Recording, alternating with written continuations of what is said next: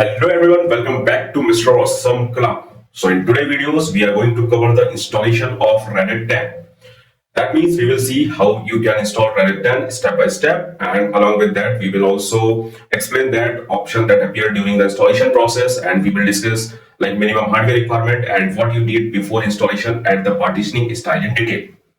Right, so if you are new to the channel, make sure to subscribe and share this video with your IT friends so that I get motivation and you gain knowledge. So without any delay, let's get started guys, let's go.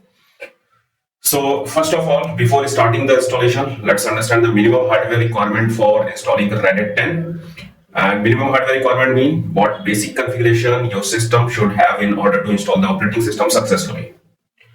If you look here, so the supported architecture include both 32 and 64-bit system. Whether you are using an AMD processor or Intel processor, you can install it on both. It also supports ARM architecture. In addition, if you are using IBM systems, so such as like IBM Power Series or IBM Jet Series, that are also supported. Right? After that, the next one is RAM requirement. So if we discuss how much RAM is required, so for normal installation, like using graphical or standard installer, you need at least 1.5 GB of RAM. If you are using IBM Power System, then you need at least 3 GB of RAM. And if you are installing using NFS, then minimum 1.5 GB RAM is required. For IBM Power System, it should be 3 GB RAM. And if you are using FTP or HTTP, HTTPS server-based installation, then you need around 2 to 3 GB of RAM. For newer system or IBM like power-based server, it is recommended to have at least 4 GB of RAM. Right, now practically speaking, so if you are installing using local media like ISO file, or if you are using USB, DVD, right, so then minimum 2 GB requirement, like 1.5 GB requirement are there, but recommended is 3 to 4 GB of RAM. Right, so if you have 3 to 4 GB of RAM, your system will work smoothly and you won't face any performance issue. After that, now if we talk about the storage requirement, so let's understand the disk space needed for installation. So the minimum disk required is around 10 GB, but this is just the basic requirement. If you want to run the system properly, especially with the GUI or full featured environment, so you should have more space available. Practically, I would recommend at least 20 GB of disk space so that all necessary component and partition can work smoothly without any issue. Now let's talk about partitioning. So for installation, you need to create certain important partitions such as root partition. Right, slash denotes the root. This is mandatory partition. Swipe partition used for virtual memory. You may also create additional partitioning depending on your requirement. Before creating these partition, you may need to delete existing partition and then create new ones according to your setup. Right. And now if we talk about the supported disk type, so Reddit support installation on multiple type of storage device such as SATA, SAS, SCSI, and SSD, RAD, and fiber channel, virtual disk, so you can install the operating system on all these type of disks. However, there are some limitations. You cannot install Reddit directly on USB drive or SD card. Right, these devices can be used as installation media, bootable media, but not as the main installation disk. So USB can be used to boot and install the system, but not to run the OS permanently. So these were the minimum hardware requirement and storage requirement you need to know before installing the Reddit 10. So now after this, let's talk about the partitioning style. As I explained earlier, if we talk about partition in Linux, so there are minimum 3 partitions that you should have. First one is slash, and slash is called root partition. Second one is boot, slash boot, and slash boot used for booting files. And the third one is swipe. Swipe used for memory management. So basically you need root, boot, and swipe partition. Now let's understand this by comparing it with Windows. So it becomes easier. If you look at Windows, right, so you must have a C drive for installation. You also need a system partition. Right, that means minimum 2 partition required in Windows. If if these are not present, you can't install Windows. Now, what it is stored inside them? So C drive contain your operating system file, OS files. System partition contain your booting files, your boot files, which are used when your system start.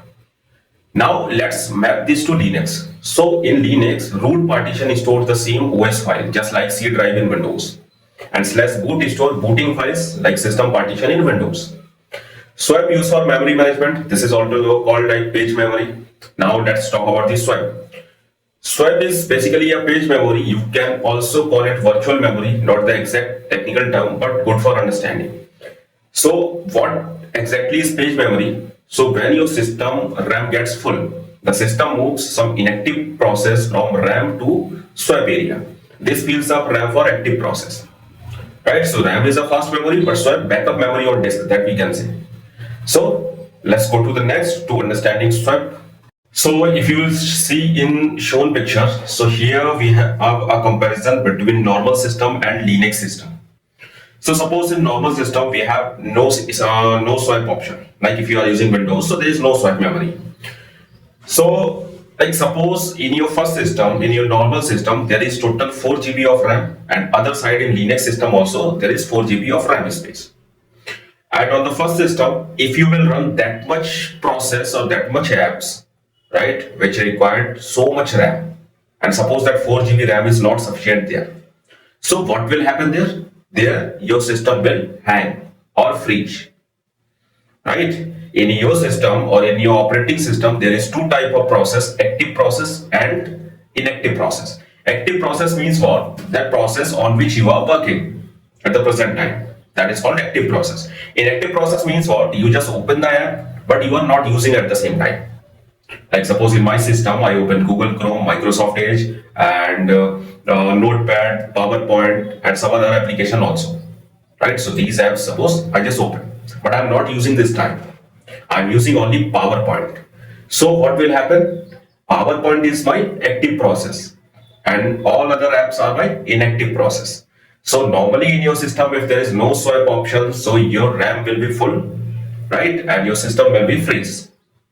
In other side, if you see Linux system with swap memory, so here also we have same two type of process, active process and inactive process. So if you will run that much apps for which that RAM is not sufficient, your RAM will get full. So that time automatically that swap memory will activate it.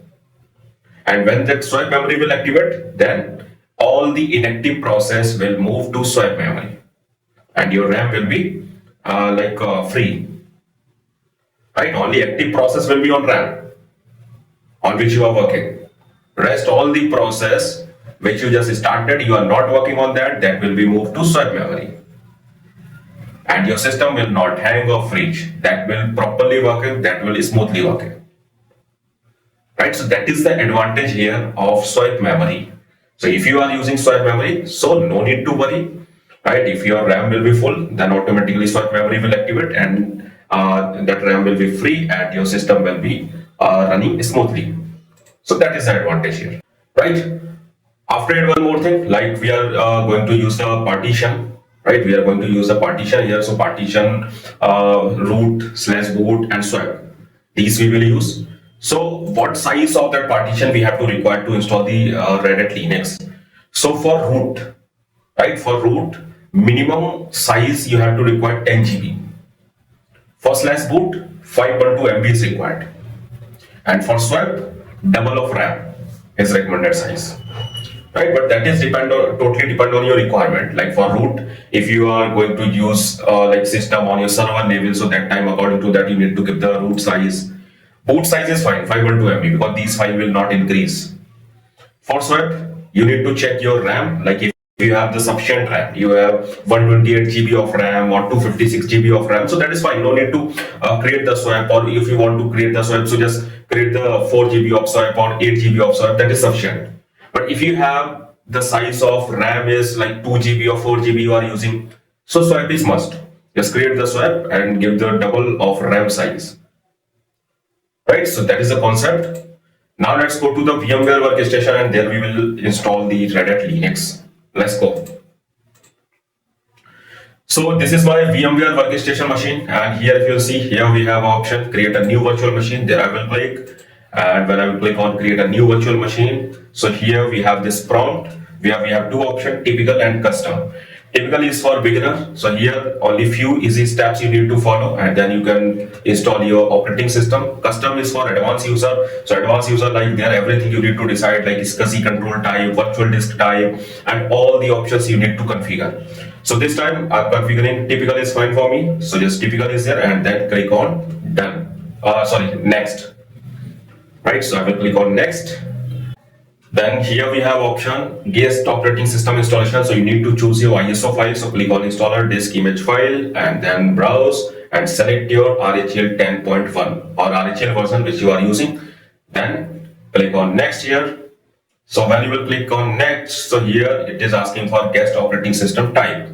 Linux is selected, that's fine. Linux you need to select, then version. So here in my VMware workstation I am using 17.5. That's not the updated version, so that's why here Red Hat 10 option is not there. So Red Hat 9 I will select, that is fine. But if you are using VMware, the updated version, so there Red Hat 10 version will be also there. So click on next. Then here virtual machine name. So here I will give Red Hat 10.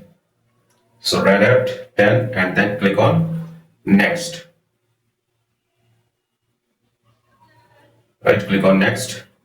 Okay, and here you need to specify disk capacity, size of hard disk. So here by default 20 GB is selected there, but according to my need, because the complete RHCSA release I will cover on this machine, so that's why I'm giving here 50 GB, right? 50 GB, and then click on next. Okay, one more option, just go back and let me click on back. And here we have these two options, like store virtual machine as a single file or split virtual machine into multiple files. So multiple file is selected there, because if you are using multiple files, that means every time when your system will access all the virtual machine files, so there is lots of files. So that means your system will work smoothly, performance will be high. So that's why it is selected. Or if you are splitting the disk, so make it easier to move the virtual machine to another computer also. So that's why the second option is fine for me. After it, I will click on next. Then customize hardware. If you want to change anything in your hardware, so here you can click. I will increase my RAM from 2 GB to 4 GB, and then processor 2 core is fine, and rest all the option is fine, no need to change. And then click on next and then finish. And now my machine is created. So here I will click on power on the virtual machine so that my machine will start. Let it be start. And here we have total 4 options. Right, first one is install Red Hat Enterprise Linux 10.1. The second one is test this media. So if you want to normally install, so first option is fine. Second option, if you want to test your media, your ISO file or your USB, DVD, if you want to check first and then you want to install, second option is fine. Third option is install Red Hat Enterprise Linux 10.1 in FIPS mode. Right, FIPS mode means what? So this option is for high security installation. Right, if you will enable FIPS means Federal Information Processing Standard. It uses only approved cryptographic algorithm so that your secure installation will be performed there. So where it will use or when it will use, so it used for government agencies, banking, high security environment. Right, so that's the meaning of FIPS mode. Then the last one is troubleshooting. Troubleshooting means this is the advanced option or recovery mode. When you press enter, so you will see option like rescue a system, boot in basic graphics mode, memory test. So if your installation fails or system not booting, hardware display issue, so there you can use the last option. So this time I will use the current option, the first one, install Red Hat Enterprise Linux 10.1. That is fine for me. So let me click on this. So after hitting enter, now machine is starting. Let it be start. All the process are starting. Let it be start.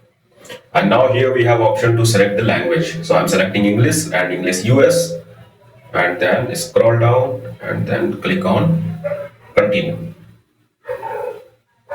And then here we have this prompt where you need to select all the options, you need to configure, right, how you want to install it. So here we have total 4 fields: localization, software, system, and user setting. First option is keyboard, that is already selected. English US, that is fine. Language support, English US, that's also fine, no need to change. And the third option is time and date. So time and date, Asia Kolkata already there, so that is fine. For Indians, that is fine. If you are from other country, so you can choose according to your country. Then the second field here we have, that is software. Right? In software, first option is connect to Red Hat. So if you have Red Hat account or if you got the subscription from Red Hat, so you can connect here. You need to click on connect to Red Hat option, then it will give you option to put the username and password, and after putting username and password, then you can do done and your account will be connect with your machine. Next one is installation source. So here auto detector is fine, automatically it will detect your source. Otherwise you have Red Hat CDN option is there, and on the network if you want to do the installation, so here you can put your path and then do done. Then the next option is software selection. Software selection, here you need to select your base environment. So here we have total 6 options. First one is server with GUI. If you want to do the graphical installation, so you can choose the first one. It will give you graphical interface. After that, the second option, server. This option is for CLI only. If you want to perform your installation in CLI only mode, so you can choose the second option. After it, the third one is minimal install. Minimal install means if you want to install your operating system with minimal functionality or basic functionality only, so you can choose the third one. After it, the fourth one is workstation. Workstation is a user-friendly desktop system for laptop and PC. So that means we can say it is also a graphical interface, but here we have advanced graphical options. If you want advanced graphics, so you can choose the workstation. Next is custom operating system. So here you can choose your like software or your tools according to your need. Then the last one is virtualization host. If you are using your virtualization host, so there you can do the minimal virtualization host option also. So it will give you minimal options with virtualization. Now I'm choosing first one and then do done. And then let's go to the next. After it, the next option is installation destination. So here you can do the partitioning. So click on installation destination and then you will get the like disk. So here we have that 50 GB of virtual disk. In your real system, you will get the detail of your hard disk or SSD which you are using. Then for storage configuration, here we have 2 options, automatic and custom. Automatically, if you will select, so automatically your operating system will create the partition. But custom, you can choose, or manually you can create the partition according to your need and you can give the size there. So here I will choose custom option because in like production, that custom option you need to use, so that you can choose the size of disk and the partition.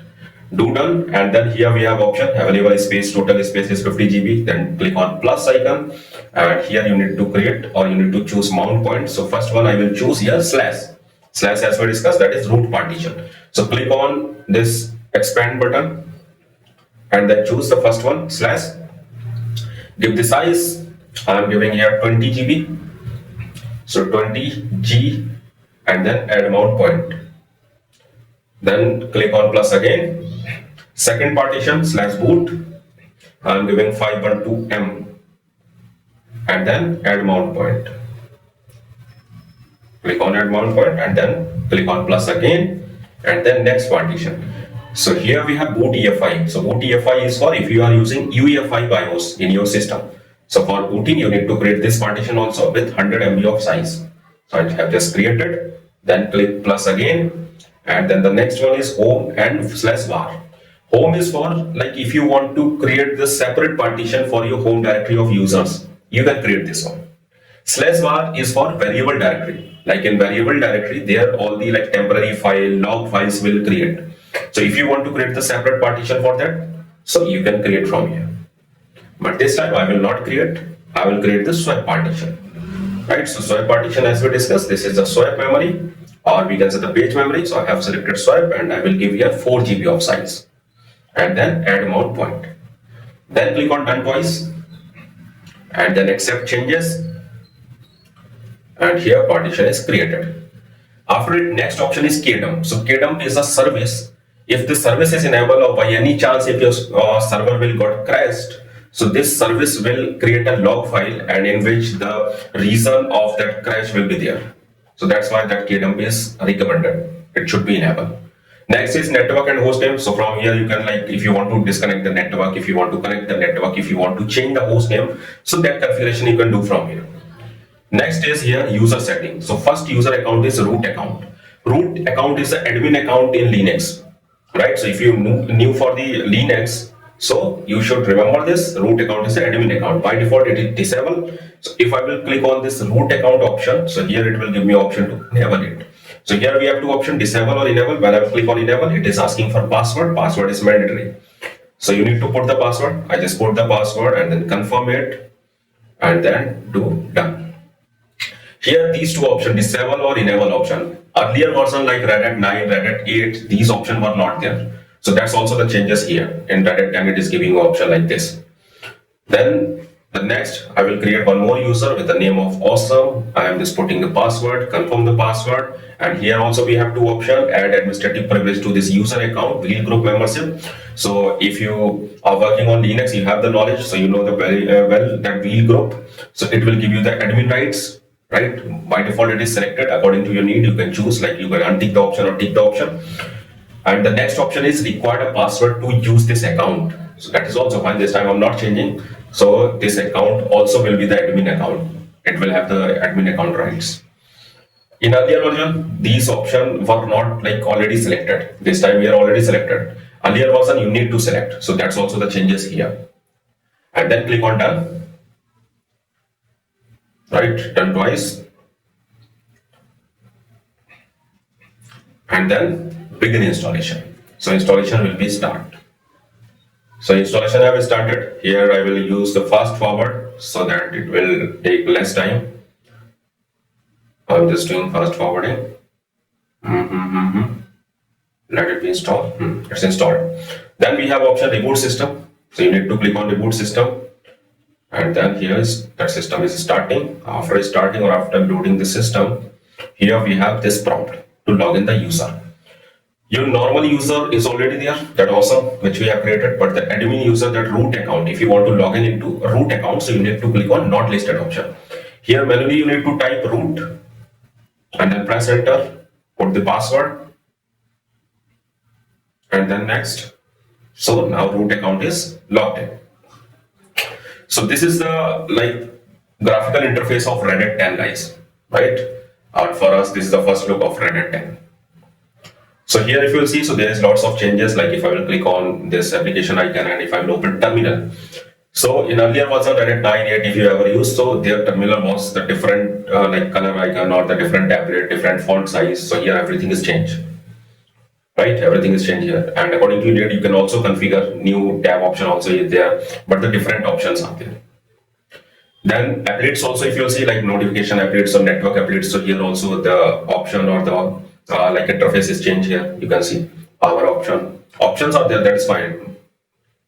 And then here if you see, so we have some more applications also there, more options also there, system monitor, utilities. So right, so that's the first look of Red Hat 10. Right, so guys, that's all for today. Here we discuss how you can install Red Hat 10 and we discuss all the step by step. If you have any doubts, so you can comment me. Just like the video, subscribe the channel, and we'll meet in next video. Thank you everyone.